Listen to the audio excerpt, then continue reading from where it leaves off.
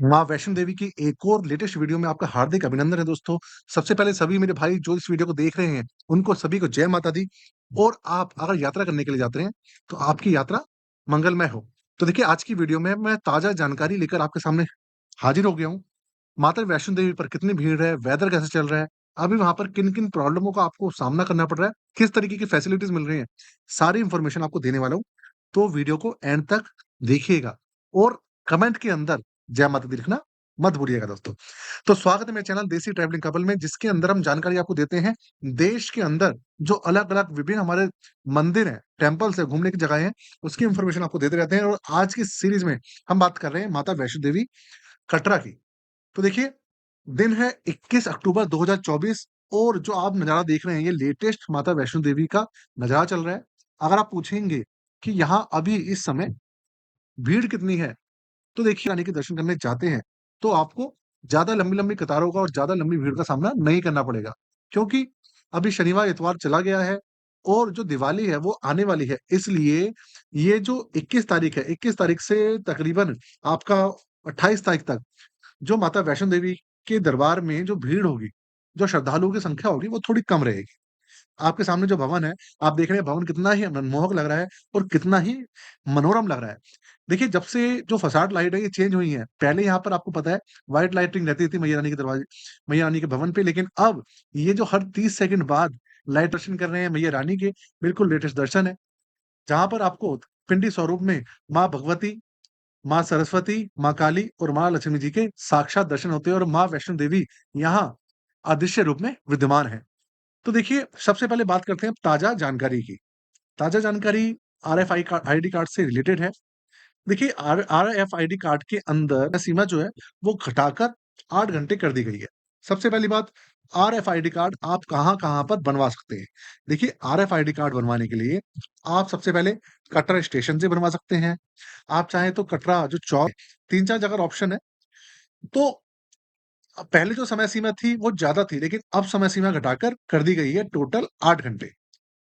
मान लीजिए आप आते हैं, जैसे ही कटरा स्टेशन पे उतरते हैं और आप वहीं से अपना आरएफआईडी कार्ड बनवा लेते हैं, तो आपको एक चीज़ का ध्यान रखना है कि आपको जब आपने आरएफआईडी कार्ड मान लीजिए सुबह 10 बजे आपने आरएफआईडी कार्ड बनवाया, तो द 8 घंटे के अंदर आपको जो बाण गंगा चेक पोस्ट है, उसको पार करना है। मतलब सुबह 10 बजे बनवाया आपने, तो शाम 6 बजे तक आपको चढ़ाई शुरू करनी है, यात्रा शुरू करनी है और जो बाणगंगा चेक पोस्ट है, वहाँ पर अपना आरएफआईडी कार्ड जो है, वो चेक कराना है। तो इस चीज़ का ध्यान रखिएगा।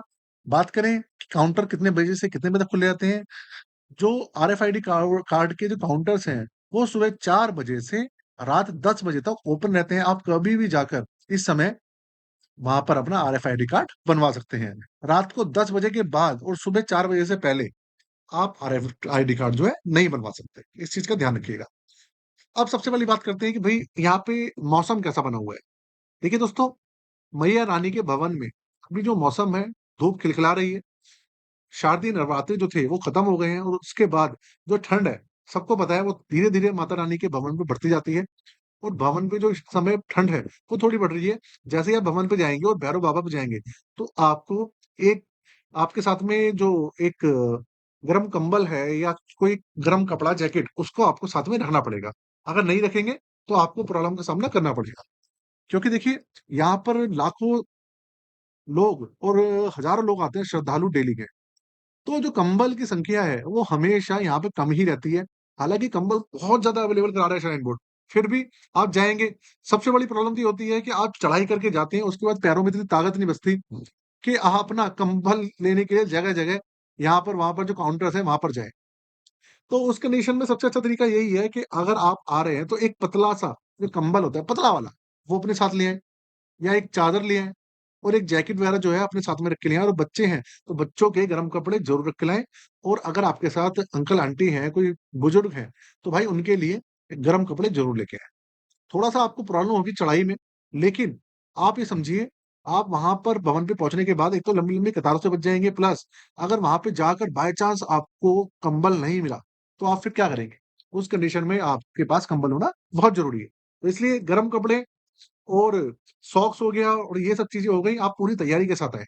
दूसरी बात, आरएफआईडी कार्ड के बारे में मैंने आपको बता दिया है, मैंने आपको ये भी बता दिया कि भैया सुविधाएँ वगैरह क्या चल रही हैं। अब बात करते हैं यहाँ की वेदर की, कि वेदर कैसा चल रहा है।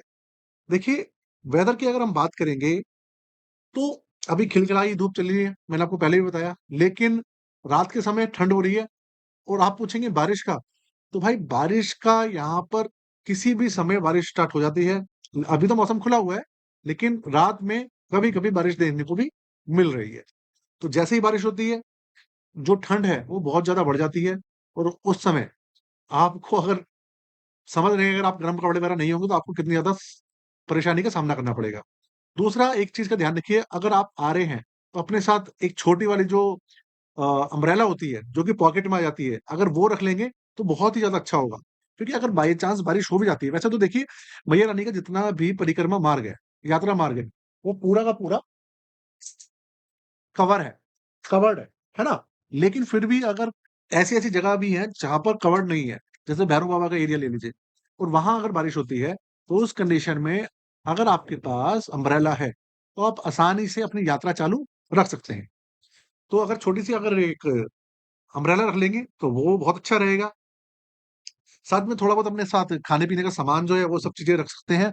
अब बात करते हैं कि आप ऐसा कौन-से समय जाएँ, जब आपको लंबी-लंबी कतारों का सामना ना करना पड़े। तो देखिए, सबसे अच्छा तरीका ये है, पूरी की पूरी प्लानिंग से जाएँ। पहले ही हर चीज़ को डिसाइड कर लें, जिससे कि आपको बीच में किसी भी तरीके की प्रॉब्लम ना हो। साथ में अपने कुछ ना कुछ दवाइयाँ रख लें। वैसे तो श्राइन बोर्ड ने यहाँ पे जगह-जगह जो डिस्पेंसरीज़ हैं, वो रखी हुई हैं। लेकिन देखिए, अगर मान लीजिए तबीयत खराब है, कोई हाथ-पैर में दर्द है, तो डिस्पेंसरी जगह-जगह है। तो आप अगर बीच में अवेलेबल नहीं है, तो आप क्या करेंगे? उस कंडीशन में अपने साथ में थोड़ी दवाई भी रखें और और अगर आप लंबी-लंबी लाइनों से बचना चाहते हैं, तो दोपहर 2 बजे से 6 बजे के बीच में दर्शन करें, मतलब दोपहर के 2 बजे के बाद दर्शन करने जाएँ या फिर रात को 12 बजे के बाद भवन पे दर्शन करने जाएँ। तो आपको भीड़ तो मिलेगी, देखिए लंबी-लंबी लाइनें से तो आपको थोड़ी-सी निजात मिलेगी। देखिए माता रानी के भवन पे हमेशा लाइन लगी रहती है, भक्तों का तांता लगा रहता है, लेकिन आपको दर्शन बहुत अच्छे होंगे, अगर आप इस समय जाएँगे तो। सबसे बड़ी खास बात ये होती है कि श्रद्धालु ना थोड़े इस समय डाउन होते हैं। होते क्या है कि ज़्यादातर लोग रात को चढ़ाई शुरू करते हैं, और जब रात को चढ़ाई शुरू करते हैं, तो वो 12 बजे तक पहुँच नहीं पाते। तो उस कंडीशन में वहाँ पे दर्शन काफ़ी अच्छे होते हैं और दोपहर में भी ऐसा होता है, धूप का समय होता है, लोग ज़्यादा दोपहर में दर्शन करना पसंद नहीं करते, इसलिए वो दर्शन करने के लिए या तो शाम को पहुँचते हैं या रात को पहुँचते हैं। तो अगर आप 2 बजे के बाद भी पहुँचते हैं, तो आपको बहुत ही अच्छे दर्शन होने वाले हैं दोस्तों। लॉकर की सुविधा भी वहाँ पे चालू है। एक तरीका मैं आपको टिप्स देना चाहता हूँ, अगर आपके पास आप जा रहे हैं दर्शन के लिए और आपको लॉकर मिलने में प्रॉब्लम होती है, तो एक छोटा-सा ताला आप अपने साथ खरीद लें। मैं हमेशा ऐसे ही करता हूँ। छोटा-सा ताला आप नीचे से ही खरीद के जाएँ और जब आप लॉकर रूम में पहुँचे, तो वहाँ पर अगर आपको चाबी मिलने में प्रॉब्लम हो रही है, लॉकर नहीं मिल पा रहा है, तो आप जोन-सा भी खाली बॉक्स होगा, उसके अंदर अपना सामान रख के अपना लॉक लगा सकते हैं। ये एक ट्रिक है, जिससे आप अपना समय और अपने एफर्ट्स बचा सकते हैं, माता वैष्णो देवी के दर्शन करने के लिए। बाकी आप दर्शन करने जाएँ और कमेंट में ये ज़रूर बताइएगा कि आप दर्शन करने कब जा रहे हैं या आपकी कब प्लानिंग है, ठीक है? और जय माता दी लिखना मत भूलिएगा।